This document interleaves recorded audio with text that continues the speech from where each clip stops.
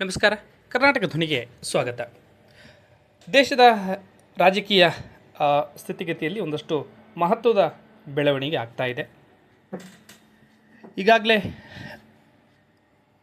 ಬೇರೆ ಬೇರೆ ರಾಜ್ಯದಲ್ಲಿ ಚುನಾವಣೆ ನಡೆದು ಫಲಿತಾಂಶ ಕೂಡ ಹೊರಬಿದ್ದಿದೆ.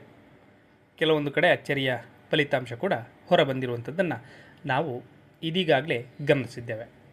ಇದೇ ರೀತಿಯಾಗಿ ಕರ್ನಾಟಕದಲ್ಲೂ ಕೂಡ ಒಂದಷ್ಟು ರಾಜಕೀಯ ಮಹತ್ವದ ಬೆಳವಣಿಗೆಗಳು ಆಗ್ತಾ ಇದೆ ಮತ್ತು ನಡೆದಿದೆ. ಶೃಂಗೇರಿಗೆ ಸಂಬಂಧಪಟ್ಟಂತೆ ವಿಧಾನಸಭಾ ಕ್ಷೇತ್ರದ ಅಂಚೆ ಮತಗಳನ್ನು ತಿದ್ದಿರುವಂತಹ ಆರೋಪದ ಕುರಿತು ಜೀವರಾಜ್ ಸೇರಿ 3 ವಿರುದ್ಧ FIR ಕೂಡ ದಾಖಲು ಆಗಿರುವಂಥದ್ದು. ಇದು ರಾಜ್ಯ ರಾಜಕಾರಣದಲ್ಲಿ ಮಹತ್ವದ ಬೆಳವಣಿಗೆ. ಶೃಂಗೇರಿ ಕ್ಷೇತ್ರದ ಅಂಚೆ ಮತಗಳನ್ನು ತಿದ್ದಿರುವ ಆರೋಪದಲ್ಲಿ ನೂತನ ಶಾಸಕರೂ ಆಗಿರುವಂತಹ DN ಜೀವರಾಜ್, ಶೃಂಗೇರಿ ವಿಧಾನಸಭಾ ಕ್ಷೇತ್ರದ ಹಿಂದಿನ ಚುನಾವಣಾಧಿಕಾರಿ ವೇದಮೂರ್ತಿ, ಅಂದಿನ ಜಿಲ್ಲಾಧಿಕಾರಿ KN ರಮೇಶ್ ವಿರುದ್ಧ FIR ದಾಖಲಾಗಿದೆ.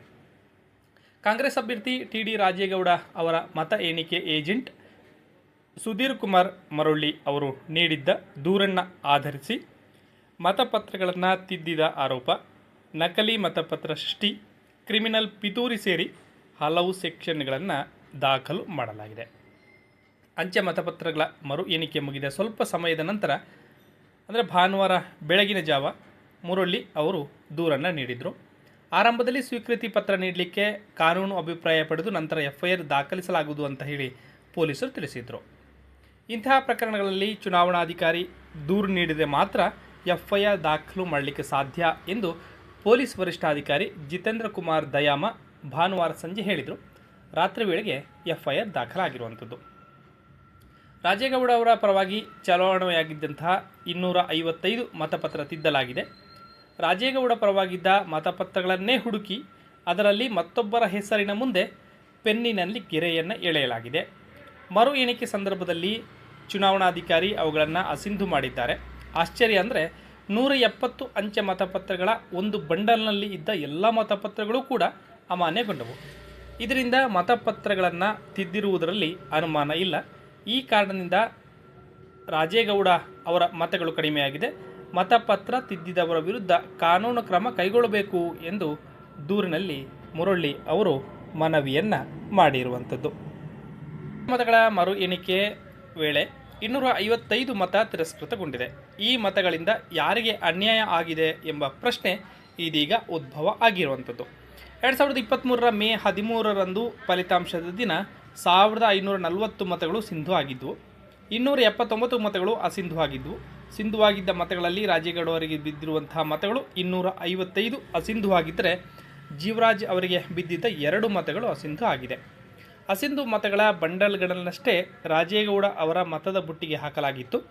ಆದ್ದರಿಂದ ಈಗ ಅವೆಲ್ಲವೂ ತಿರಸ್ಕೃತಗೊಂಡಿವೆ ಎಂಬುದು ಜೀವರಾಜ್ ಅವರ ಆರೋಪ. ಮತ ಎಣಿಕೆ ಬಳಿಕ ಸ್ಟ್ರಾಂಗ್ ರೂಮಿಗೆ ಕೊಂಡೊಯ್ಯುವ ವೇಳೆ ಅಥವಾ ಸ್ಟ್ರಾಂಗ್ ರೂಮಿನ ಅಲ್ಲಿ ಮತಪತ್ರಗಳನ್ನು ತಿದ್ದಲಾಗಿದೆ ಎಂಬುದು TD ರಾಜೇಗೌಡ ಅವರ ಆರೋಪ. ಇದಕ್ಕೆ ಸಂಬಂಧಪಟ್ಟಂತೆ ಇನ್ನೊಂದು ಬೆಳವಣಿಗೆ ಆಗಿದೆ. ಕ್ರಿಮಿನಲ್ ಪ್ರಕರಣವನ್ನು ರದ್ದುಗೊಳಿಸುವಂತೆ ಅರ್ಜಿಯನ್ನು ಕೂಡ ಜೀವರಾಜ್ ಹೈಕೋರ್ಟಿಗೆ ಸಲ್ಲಿಕೆ ಮಾಡಿದ್ದಾರೆ. ಅಂಚೆ ಮತಗಳ ಮರು ಎಣಿಕೆ ಗೆಲುವು ಸಾಧಿಸಿದ ಬೆನ್ನಿಗೆ ಮತಗಳನ್ನು ತಿರುಚಿದ ಆರೋಪಕ್ಕೆ ಸಂಬಂಧಪಟ್ಟಂತೆ ತಮ್ಮ ವಿರುದ್ಧ ದಾಖಲಾಗಿರುವಂತಹ ಕ್ರಿಮಿನಲ್ ಪ್ರಕರಣವನ್ನು ರದ್ದುಪಡಿಸಬೇಕು ಅಂತ ಹೇಳಿ ಅವರು ಹೈಕೋರ್ಟ್ ಮೆಟ್ಟಿಲೇರಿದ್ದಾರೆ. ಅರ್ಜಿಯು ನ್ಯಾಯಮೂರ್ತಿ ವಿ ಶ್ರೀಶಾನಂದ ಅವರ ರಜಾಕಾಲದ ಏಕಸದಸ್ಯ ನ್ಯಾಯಪೀಠದ ಮುಂದೆ ಮಂಗಳವಾರ ವಿಚಾರಣೆಗೆ ನಿಗದಿ ಕೂಡ ಆಗಿತ್ತು.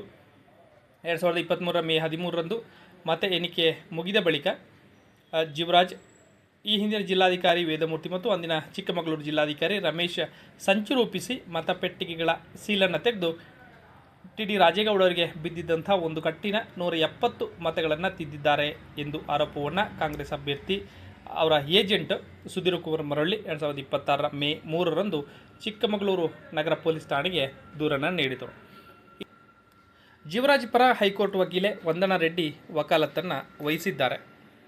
ಇದರ ಮಧ್ಯೆಯೇ ಶೃಂಗೇರಿ ವಿಧಾನಸಭಾ ಕ್ಷೇತ್ರಕ್ಕೆ DN ಜೀವರಾಜ್ ಶಾಸಕರಾಗಿ ಭಾನುವಾರ ರಾತ್ರಿ ಘೋಷಣೆಯಾಗಿದ್ದು, ಸೋಮವಾರ ಬೆಳಗ್ಗೆ ಚುನಾವಣಾಧಿಕಾರಿ ಗೌರವ ಕುಮಾರ್ ಶೆಟ್ಟಿ ಅವರಿದ್ದ ಸ್ಥಳಕ್ಕೆ ತೆರಳಿ ಪ್ರಮಾಣ ಪತ್ರವನ್ನು ಪಡ್ಕೊಂಡರು. 2023ರಲ್ಲಿ ನಡೆದ ಚುನಾವಣೆಯಲ್ಲಿ 201 ಮತಗಳ ಅಂತರದಲ್ಲಿ ಡಿ ರಾಜೇಗೌಡ ಅವರು ಶಾಸಕರಾಗಿ ಆಯ್ಕೆಯಾಗಿದ್ದರು. ಅಂಚೆ ಮತಗಳ ಮರು ಎಣಿಕೆಯನ್ನು ಕೋರಿ ಬಿಜೆಪಿಯ ಡಿಎನ್ ಜೀವರಾಜ್ ಹೈಕೋರ್ಟ್ ಮೊರೆ ಹೋಗಿದ್ದರು. ನ್ಯಾಯಾಲಯ ಎಣಿಕೆಗೆ ಆದೇಶವನ್ನು ಕೂಡ ಹೊರಡಿಸಿತ್ತು. 2023ರಲ್ಲಿ ಅಸಿಂಧುವಾಗಿದ್ದಂತಹ 1540 ಮತಗಳಲ್ಲಿ ರಾಜೇಗೌಡ ಪರವಾಗಿದ್ದಂತಹ 255 ಮತಗಳು ಮರು ಎಣಿಕೆ ವೇಳೆ ಅಸಿಂಧುಗೊಂಡವು. ಇದರಿಂದ 52 ಮತಗಳ ಅಂತರದಲ್ಲಿ ಜೀವರಾಜ್ ಗೆಲುವನ್ನು ಸಾಧಿಸಿದ್ದಾರೆ. ಚುನಾವಣಾ ಆಯೋಗದ ಅನುಮತಿ ಪಡೆದ ಬಳಿಕ ಭಾನುವಾರ ರಾತ್ರಿ ಫಲಿತಾಂಶವನ್ನು ಚುನಾವಣಾಧಿಕಾರಿ ಘೋಷಣೆ ಮಾಡಿದ್ರು. ಸೋಮವಾರ ಪ್ರಮಾಣ ಪತ್ರವನ್ನು ಅವರು ಪಡ್ಕೊಂಡಿದ್ದಾರೆ.